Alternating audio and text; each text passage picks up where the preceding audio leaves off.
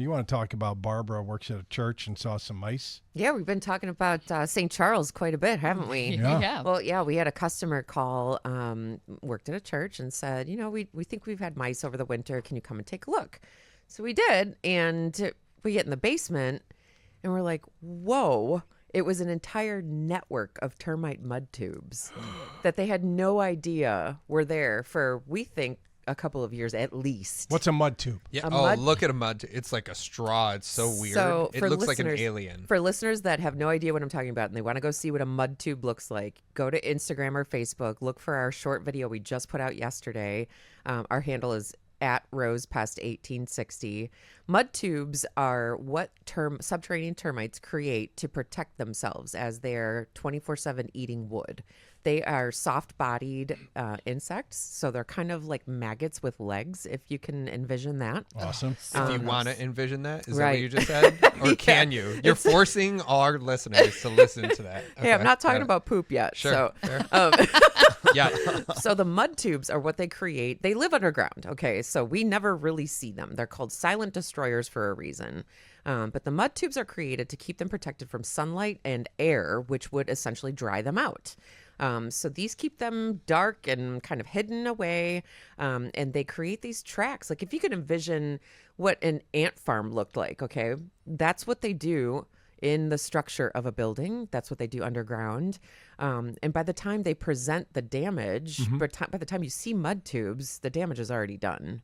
Because they're just boring through wood. Like, Yeah, it's they're out of chewing through style. wood, channeling through wood. So I want to give folks kind of the conditions that are going to make your property attractive to termites so that you can hopefully prevent that from happening. So first and foremost, moisture around the foundation. They need moisture to survive. Most insects need moisture to survive. So if you're around, going around the perimeter of your property, maybe you're mulching, you're preparing your flower beds, you're going to stir stuff up. If you're redoing your cabinets or redoing your kitchen, you're going to stir stuff up that's been in the walls, right? So moisture is everything. If you've got gutters that are leaking or downspouts that are not properly getting that rainfall away from the house, you're going to have it leaking back into the foundation. And that is a no-no. That is a big, big attractant for termites. Usually when Roy and I are on the air together, we talk about cracks because cracks in the foundation are all they need to get inside the interiors of your building. They need 1/32 of an inch to breach that threshold. So if you've got a foundational crack, yeah, you're holding up a piece of paper. Yeah, pretty close. If you've got a foundational crack in the basement, that's a highway in. If you've got wood that touches the soil around your house, a lot of people are mulching right now, just keep it raked back from the actual foundation a good 6 inches. If you pile up mulch right up on the house, that is going to give any kind, not just termites, but ants and tons of other things. It's going to give them that highway directly into the foundation of your home. Keep firewood stacked away from the house. Don't keep it near your house. There's a lot of things that'll live in a pile of wood, right? Mice too. So beware of that. Tree stumps in your yard near a structure.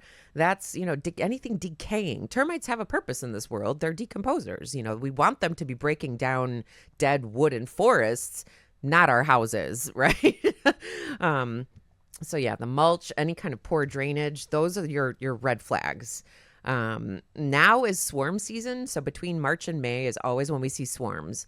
And what this means is termites will break out of their mud tubes, grow wings, and fly to nearby places looking for additional environments that will help them thrive and bud the colony. They're So they do reproductive. fly. They do. They will grow. The reproductive ones grow wings, and they're like scouts. They'll look for food and in ideal conditions, and then Do they do that at night or? Yes, so they tend to be nocturnal when they're doing this, but they're attracted to light.